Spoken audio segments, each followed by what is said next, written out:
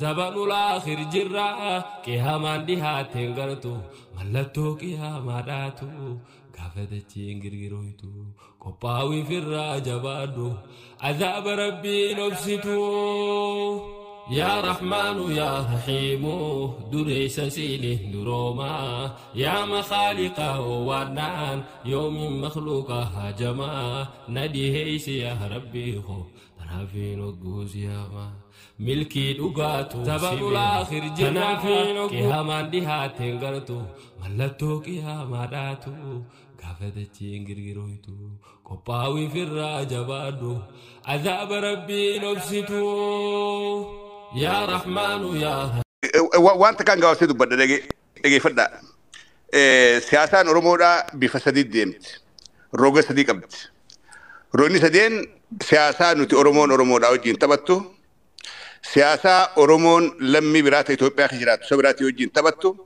سياسة أورمون الدنيا دا وجين تبتو سياسة رانتنا ناس سياسة سبا في سبب الموتى إثيوبيا داتي وجين تبنو ناس غافا سياسة خنيا سنو كم خنت أفان رومتي قد بنو لغا جنين نيتي وليناتري بيكدا وانت كوني كلمة دي ما تنجلها الريتن على أورومو تنورال تاكلاش أورومودا شافين أورومودا جوار أورومودا أبي أورومودا على إجا تكنورال إسان هندينو إجا أماراتين أونج غراغرو ما تكلين كبن نوتيمو سياسان تيني خيستي هاول نبدو ملي أوروما سورا ملكون دندين تاكلا أومادا نوتيبور منوز هوغن بيسانيتي أورومودا فوان غاري غوريسني كبا وان هما غوريسني كبا واي تاكلا أومادا دام فجاسي تنام ميسي جي بلال فنات انديم غرو ميدان الرجيسة أكورم الرجيسة أكورم السلبته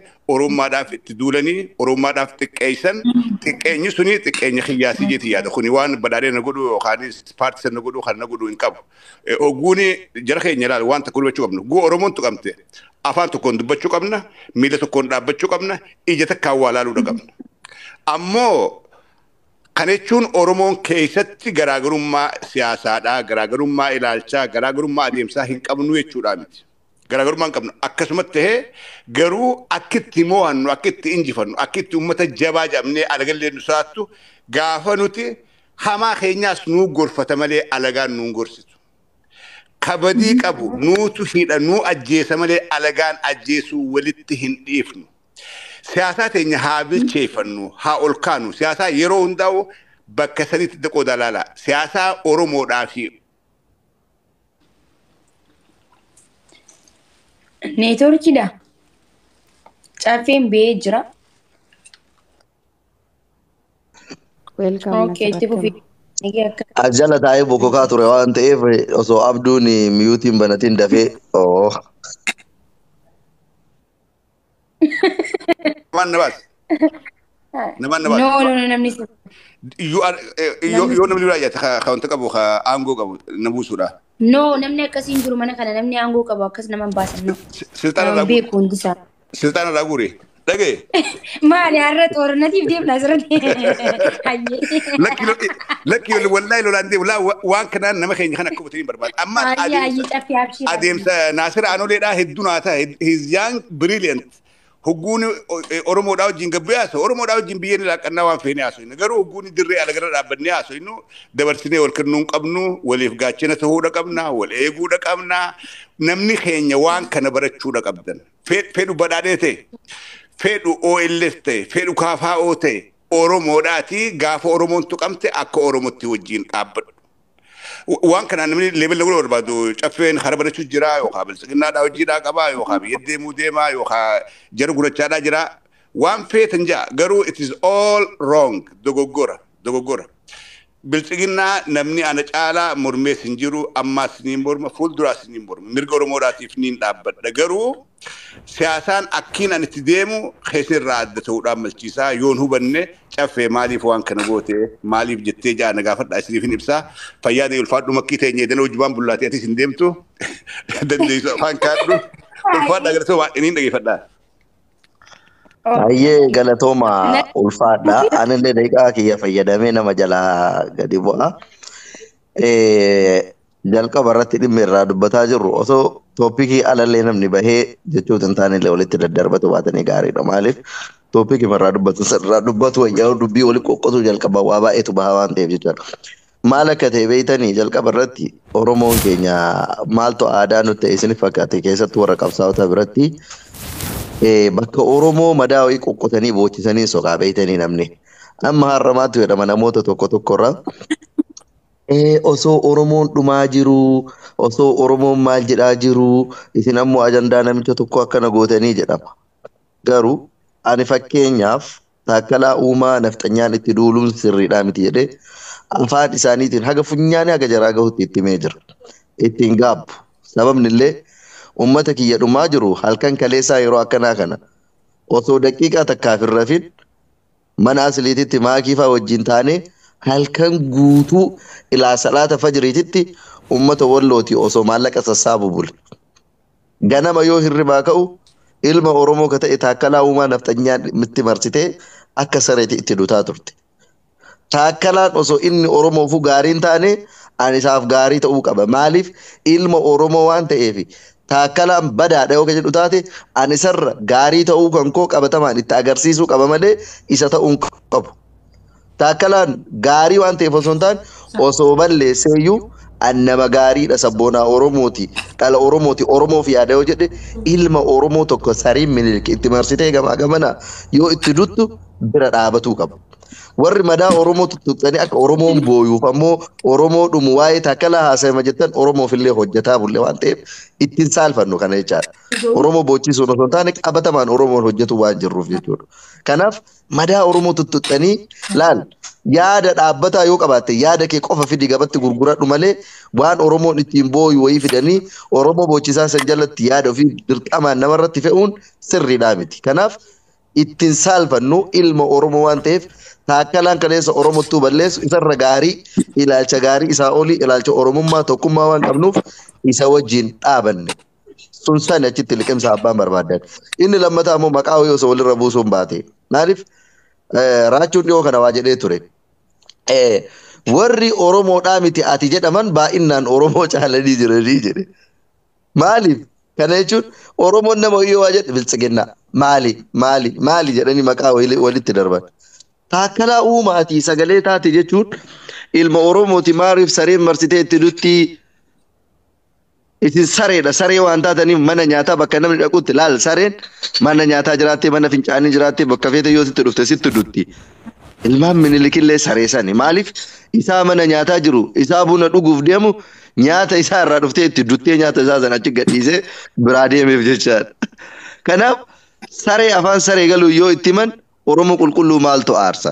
Kan dubbataa jirru waa'ee namaa osoo hin taane waa'ee sareeti. Saree sarummaa isii itti baa jirra. Oromoo mee maaltu aarsa maaltu boochisa? Kanaaf si jammar kaleessa wanti inxuroxoosii qilee kana hunda keessa nu buuse siyaasa gowwaa jibbiinsa qofa qabannee deemuun waan nun baasneef biyyaansi siyaasa keenyallee fooyyessuun gaariidha. Bakka namni gaarii hojjete gaarii jedha abbaa fide waan ta'e haa ta'u. Namni isinitti haa gammaduuf osoo hin taane waan itti amantan hojjedha. Yoo aarsaa fedhellee isin kafalchiise anamma Taakkalaa Uumaa ilma Oromooti maaf itti duultan jedhee nafxanyaa arrabsuun kiyya qilee na buusallee taanaan wallaahi warabbal kaaba maqaa rabbii tokkichaatiin kakadha bu'uuf qophiidha. Warri an qabsaa'ee ofiin jedhu ati biltsiginnallee naan jedhe taanaan I don't care. Inni jedheetii miti qabsoo sanillee inni naa filateetii miti karaa san ka deemaa ture ofii kiyyaa barbaadeeti. Kanaaf rabbi sodaadha. Siyaasa keenyallee haa ammayyeessinu sammuu keenyallee haa ammayyeessinu irra caalaa ammoo Oromummaan gaarummaadha gara bal'atuudha nama gorfatuudha badaallee ofii qabatanii sirreeffatuudha waan ta'eef osoo akkas goonee gaariidha. Yaada namaan faallaa wayii qabannee Oromoo kana boochisuuf osoo hin taane yeroo tokko tokko yaada sirrii qabannee Oromoo kana qajeelchuuf Oromoo kofalchiisuuf illee osoo yaallee jedha galatooma. Takka dubbadhee sirra buumaa keenis. Ayyee dubbadhu ayyee. Kee Arbashir yoo jiraatte. Affee Nasri akkam isintu amma dhufe nagaa. Jirra mangistii. Dura Oromooti Oromoontu waan garaagarummaa jedhame kana hin beeku. Namni hundinuu waan yaada isatti fakkaateedha kan dubbatu jara keenya waan isin jaalattan qofaan dubbatu namni Nasiriinis waan isa fakkaate Caffiinis Maakiinis hundinuu yaani nama hundaatu walitti dabalameeti yaada kamtu keessaa sirriidha ka jiru namuu keessaa fudhata garuu Oromoon hedduun fakkeenyaaf akkuma amma isinis jettan ilaalcha yoo fakkeenyaaf biltsiginnaa deeggara ta'e ilaalcha biltsiginnaa sanirraa maayidhaaniin akka diinaatti nama laala kaan ammoo yoo abaa'oo deeggara ta'e abaa'oo sanirraa yeroo maayixetti akka diinaatti silaala ka ofee koo deeggarus akkas jechuudha. Kanaafuu akkasitti hubadha garaagarummaa waan jedhamu hubadha. Amma ani akka nama tokkootti reefus dubbadhe takka dubbadheetiin gadi bu'a. Fakkeenyaaf waa'ee taakkalaa uumaa kanarratti nafxanyaan akkasitti waan duultu ka jiru irratti hanga nama yeroo inni ribaa ka'u jalqaba dhugaa dubbachuuf viidiyoo caffee raamisiin argee silaa amma namatu hedduu malee caffee gaafii gaafachuun fedha ture. Maal seetan caffee amma fakkeenyaaf ani waa'ee taakkalaa uumaa kanarratti taakkalaa uumaa akkuma nama tokkootitti biyya san bulchee jira. Oromoos Amaaras waan gammachiisus waan aarsus hojjeteeti jira. Arran tana yeroo inni waa shangitan dhaqutti jarri keessatti oromummaadhaaf jibbuun walumaa galatti jarri taakkalaa uumaa caaltuu caalaa waan jedhamu ni jibban. Kuni waan har'a godhatanii miti. Jiruma isaanii irraa jibbaa irratti akka waan gartii rabbiin isaan uumeeti dhiifamallee haa. Tahee garuu taakkalaan qondaala biyya sanii ammoo akkanatti irratti bahanii itti iyyuun karaa gubbatti uteela teessuma dhorguun nyaatarraa kaasuun buna shaayii dhuguu obaasuun kuni taakkalaa irratti hin eegallee fakkeenyaaf akkuma bilisiginnaa kana nama 4-5 akkas ni ga'a. Eenyu ministeera faayinaansii kana fa'aa Ahmad Shidee fa'aa dhiyooma tana fakkeenyaaf Ameerikuma keessatti maal akka godhan yaadadha. Eenyu namicha kaanis waan akkanaa kun ni jiraatas mootummoota diktaatara gartee dimokiraasittiin amanneefis gorsa ta'a. Fakkeenyaaf namni tokko yoo biyya keessatti afaan si cuqqaalu yookiin ammoo waan hamtuu tokko dalage yeroo ala bahetti biyya keessa dubbachuun qeequun waa'ee isaa hamtuu isaa dubbachuun hin danda'amu waan ta'eef yeroo gara biyya namaa biyya dimokiraasii yeroo dhaqetti achitti itti wacuun iyyuun akka gartee fuulduraaf dimokiraasii baran barsiisa warra biyya bulchaa jiran kana achi bal'ifnee yoo yaannedha. Nama akkechaa jiru kun tarii nama hedduudhaaf ta'uu dhabuu danda'a. Nama hedduu gammachiisuu dhabuu danda'a. Nama gammachiisuuf yaada ankaniin dubbachaa jiru jechuudha. Amma fakkeenyaaf caffeen fa'aa biyya dimokiraasii biyya guddatte keessa jira. Haa ta'uuti namni yeroo biyya dimokiraasii jiraate lamma namni keenya akkaatuma biyya keenya sanitti as deebi'eeti haasa. Amma akka mootummoota Ameerikaatitti namni haga tiraambi fakkeenyaaf Ameerikaa keessatti nama waccisiisan jiru. Maaliif wantoota inni hojjetuun waan mootummoota Ameerikaa irratti hin baramin waan inni hojjetuuf hedduu nama waccisiisee jechuudha. Sanii fi mootummoota gartee Itoophiyaa bulchaa jiran amma taakkalaa qofa dubbataan jiran qondaalota gartee fakkeenyaaf Itoophiyaa keessatti bulchan ka Oromoos amma nuti illee fakkeenyaaf gaafa taraate na gaafa wayyaaneen bulchitu akkasumatti hoteela keessatti buna shaayii isa dhoorginee bakka inni jirutti jala seentee ijoolleen Oromoo akkasitti wayyaanee harkaa dokumentii isaanii facaasaa turte jechuudha. Tokko kana kan jiru. Kan biraa ka gara Oromummaadhaa jiru kana gaafa jarri jalqaba gara aangootti dhufan paartiin badhaadhinaa Oromoon dursee hayyoonni Oromoodhaa boca keenya kanaami hayyoonni gurguddaan dursanii himaniif jara kana waliin fiixa bahuu hin dandeessanii jarri kuni fedhii isaanii guutuu hin dandeessanii jara jalan deeminaa yeroo jedhamuun xabbaabubbaa dhiphummaa gandummaadhaa gooxummaadha jedhaniiti jara gammachiisuudhaa fi waannaa siidaa Minilikii Hayilasillaasee masaraa keessaa akka tolchaniif jechuudha. Fakkeenyaaf akka paartii badhaadhinaatti jechuu kiyya. Wanni taakkalaa wal qabsiiseefis kan bulchiinsa kana keessa tureenis waan ta'eefidha. Kanaafi jarri irraa gorfamuu qaban. Oromoon amma fakkeenyaaf ilaalcha yoo nama tokko itti aaran Oromummaa irraa mulqanii fi yoo jaalatan Oromummaa irra kaan tokko waan akkasiifaa qabnaa beekamu nuti. Fakkeenyaaf amma Abiyyi Oromoo miti. Taakkalaan yookiin akkas Oromoo miti. Shimallis Oromoo miti. Taayyeen Oromoo miti waan jedhamu tokko. Taayyeen Gurraachaa Oromoo akkas fa'aa ka jirutu jira amma nu keessa girrisaa keessa akkana jedhu faadhatu jira jechuudha. Kanaafi osoo san hin taane nama tokko ilaalchaan yaada isaatiin deeggaruudha.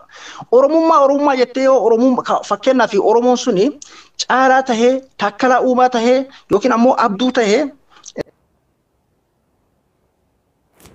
balaaleffatamullee san irratti osoo xiyyeeffannee san barree gaariidha. Garuu taakkalaa uumaa jarri kan irratti xiyyeeffattee akkasitti gartee isa hoteela san isa xiqqeessitee karaa gubbatti isa arrabsitee fi Oromummaa jibbuun isaanii waanuma uumamaan qabanii tahee ammoo taakkalaa irratti maalii waan isaan godhan sun waan haaraayi waan Oromoo ta'eef godhammoo akkuma qondaalota Itoophiyaa irratti waan baramaa ta'e gaafa dargis gaafa yaadigis gaafa amma badhaadhinaa kanas waan baramaa ta'e wahii godhame moo kophaa waan gartee takkalaa qofarratti godhame kan jirus ija banannee laaluu qabna. Akkanumatti gigiisine yoo oromummaa jennesi gowwaa taana.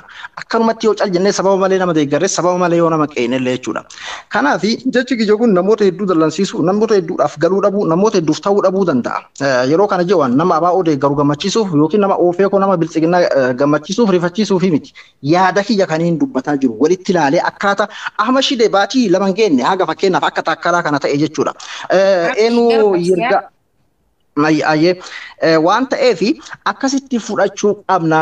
Oromummaa fi bulchiinsa ilaalchaa fi oromummaa ilaalchaa fi amaarummaa ilaalchaa fi tigrummaa waan jedhamu addaan baafnee hubatuu danda'uu qabna. Qeequudhaafis deeggaruudhaaf illee jechuu barbaadeeti. Nama biraa galchi gadiin bu'aan. Sila caffee kana waan dubbatuma fedha amma sa'aatii deeme gadiin bu'aa. Nagaafadhu Abduu. Gaafii warra Hulaan tiyya banaadha. Maakii ribni qabee jira. Manuma keetti yookiin kiyumarratti borusee neetti waliin haasofnaa. Inshaallah. Rakkoo miti gara keenya. Rakkoo miti laal gaafii isiniif hin deebisa jira. Okey callisuunis gaafii qabee jechaa jira. Hayyeetti fufi. Ani wanta ani dubbachuu barbaadu baay'ee isaa Abduun dubbateera. Abduu guddaa isaa galatoomii garuu immoo ati dubbattee dheendhiisuu caffee waan gaafachuu barbaadu poolitikaa Oromiyaa bakka sadiitti hirtee nutti himteerta. Diina Oromoos bakka lamatti oduu qooddee nutti himtee natti tola. Diinni Oromoo tokko qofaa miti. Diina seenaa qabna. Diina seenaatiin ala immoo diina ofirratti qaba. Maal jechuudha hoonaan jette Oromoon ammatti qe'eesaati irratti haati odoo ija ishiitiin laaltu ilmi ishii kan ajjeefamaa jiru qaama hidhatee mootummaa Oromoon hoogganuun tokko qaama biraatiin miti. Lammaffaa Oromoon har'a mana isaatii baqatee bosona kan jiraachaa jiru mootummaa biyya bulchaa jiru kana dheeffeeti. Diinni kun diina seenaatii miti. Lama sadaffaa Oromoon takka takkaan eenyummaa isaa mul'isuudhaaf ofitti boonee argitaniirtu bara. Amma isin Oromoodha ittiin dubbannu ittan malee irreechuma irratti illee alaabaa Oromoo qabatee akka hin seenne ilmi Oromoo kan dhiitamaa ture eenyuun? Kanuma bara kana kanuma amma diinaanii yookiin alagaadhaan walitti dubbanna taanaan haa ta'u ilmaan Oromoodhaa dhiigaan Oromoo waan ta'aniif Oromootu isaan gaafachuu qaba. Okey Oromoon garuu kanaan dura seenaa isarratti dalagameen Oromoo ta'ee eenyu gaafatee beeka seenaadhaan. Meenatti kaffealoon ennaa miilli isaa maakalawiitti muramu. Ajajaa maakalawii kan ture Oromoodha. Oromoon sun seeraan gaafatameera. Beekna kalees qeerroon kumaatamni ennaa dhumu bakka san ta'anii namoota gaggeessaa turan maqaallee dha'uu dandeenya. Alamaayyoo Atoomsaa kan ajjeesise eenyu akkamitti du'e? Ennaa du'u namoonni wanta san raawwatan biyyaa baqatan malee seeraan gaafatamanii turanii. Hamma yoomititti diina keenyatti quba qabaachaa kan keenya ta'e immoo isaaf haguugaa ittiin dubbannu inni kan dhiisu. Isaaf warra dhaabbatan gaafachuu barbaada. Tokkoffaa siidaan warqiidhaan Hacaaluuf dhaabbatama jedhamee sun eessa gahe? Gaafii keenya jalqabaati. Lammaffaa reeffi Hacaaluu Finfinneetti kabajaan akka hin gaggeeffamne bilbila Galaanaa Gaarumsaa wajjin godhe Galaanaa Gaarumsaan intervii godheera. Maaliif haasaasan taasise erga Oromoo ta'e? Wanti beekuu qabdan diina wajjin ta'ee ani isinitti agarsiisuu danda'a. Baasee feesbuukii irraa baasee isinitti agarsiisuu danda'a. Waraana bilisummaa Oromoo farrajee arrabsiise kan arrabsaa ture isa. Isaaniin inni Oromoodha isaan jedhee dhiiseera. Walitti likkii himna. Ergasuu kaa'e diinni Oromoo eenyu? Taayyeenis Oromoodha. Shimallisees Oromoodha. Abiyyiis Oromoodha. Yilmaa Mardaasaanis Oromoodha. Raanuu Juulaanis Oromoodha. Garuu duuti ilmaan Oromoo hin dhaabbanne. Godaaniinsi ilmaan Oromoo hin dhaabbanne. Eenyuree diinni Oromoo? Dirooniidhaan ilmaan Oromoo kan ficcisiisaa jiru eenyu? Haati odoo argitu marfata irratti ilmi ishee rasaasan kan waxalamee du'e eenyuun? Ilmaan Oromoo mana hidhaati ba'anii rashanamanii reeffa isaanii kan waraabessi nyaataa jiru eenyuun? Walitti himna taanaan walitti himna taanaanis walitti himna. Gaaffii gaafachuuf deebii barbaadaa miti. Gaaffii nu gaafachuu jirtan namoota asirra jiraniif. No, si gaafachuutti hin jiru. No, si gaafachuutti hin jiru. Wanni ati dubbachuu jirtu gaaffii hafanii manneen barnoomsaa mana hidhaa kan ta'anii jiran sirna kana keessatti. alagaa miti kan kana raawwachaa jiru. Walitti dubbanna ammas taanaan. Alagaan garuu akka Oromootitti itti dubbatee. Yeroodhaa eenyu akka gaarii beeknaa. Akka mootummaan kun uummata Oromoodhaa miidhaa jirus har'a waliin barsiifnu akka uummata Oromoodhaa diroon hin dhawaa jiru meeshaa gurguddaan dhawaa jiru manarra gubaa jiru ni beekna. Wanni reemtana bakka sadiitti haalaallu isiniin je'eef Oromolleen siyaasaadhaaf fuuldura dhaabbateeti wal dhawaadhaa jira. Oromolleen wal mormaa jira. Oromolleen wal miidhaa jira. Garuu miidhaa Oromoo miituu fi miidhaa alagaan Oromoo miitu adda baafnee haalaallu waan jiru. Jaalallu jibbinuu maqaa tokko qabna maqaa Oromoodhaa. Warri mootummaa jirus Oromoo janiini mootummaa Oromummaa Oromoodhaa maqaa tokko walitti qabnaa jechuudha. Yeroo kana dhugaa tana akka Oromootti duulamu yoo dura dhaabbachuun deeggaraa mootummaa kanaa singootu yookaanis dura dhaabbachuu dhabuun sabboonaa yookaanis qabsaawaa singootu. Kan akka gaariitti addaan baafadha. Fuulduraas waa akka ittiin fufuudhaaf ta'a. Fuulduraas ta'uudhaaf ta'a. Mootummaa maaliif mormitan? Isin qo'ee mormitan? Maa mormitan? Maali qabsoon teessan kaayyoonsidhaa maali? Oromummaa tan mul'isuudhaami? Akka Oromoon hiree fi murteeffattuumi? Akka Oromummaan injifattuumi? Akkasii barkaayyoon qabsoo hinuuf bar nam tokkee aangoo irra baasuudhaaf yookaan nam tokkee faarfachuudhaaf yookaan abbaduudhaaf osoo hin ta'in akka Mookiraasiin jiraatuuf. Yep, exactly. Akka Oromummaan mootee laliftu. Akka Oromoon biyya irratti abbaa taatee kabajaa qabaattuuf qabsoo malee nam tokkeedhaaf miti. Marroon achi taa'ee, Abiyyi achi taa'ee, Jowaar achi taa'ee falmaan Oromootti dhufte itti fufte. Falmaan Oromoo dhufte. Wanni Oromoo dhufe waan ija keenya dhufe gamtaanis dura dhaabbachuu qabna. Kanaaf dheengadda sonoolesii maali baabbaasota Oromoodhaa afaan keenyaan wal barsiisuu jettu maa deeggar maa cinaa dhaabbanne. Bar Ortodoksiin amantii keenyaa miti. Amantii obboleeyyan keenyaati. Obboleen keenya kan yeroo dheeraadhaaf miidhamaadhaa tureetu mirga fiirkatee Oromoon Islaamaa pheenxeedhaa kaatee wajjin dhaabbanne. Maa wajjin dhaabbanne amantii san qabaanneetii miti. Waan obboleeyyan keenya kan miidhamaa turan amantii fi afaan fiitiin barachuu waan jiruufi kaanee wajjin dhaabbanne. Arraas warra oppidoodhaa kaasbee alagaan forra tuftee xiqqeessu kana wanni wajjin dhaabbannuuf maqaa Oromoodhaa kanaatu wajjin nu dhaaba. Oromummaadhaatu arrabsame. Oromummaadhaa salphate. Oromummaadhaa gabbu'e. Jarri kun eega Oromummaadhaan nu jibbe. Nuti yoo Oromummaadhaan maaliif tokkoomnee duran dhaabbanne rakkoo teenya hulaa cufannee afaan Oromootiin akka mana makki goonfatti afaan Oromootiin wal gubbaa deemnu. Rakkina qabnu haa dubbannu afaan Oromootiin. Garuu afaan alagaatiin achi keessa dhaabbadhee inkwaan saddabaachuu ta'ee leebaanoon jaani. Akkasii jechuu qaba.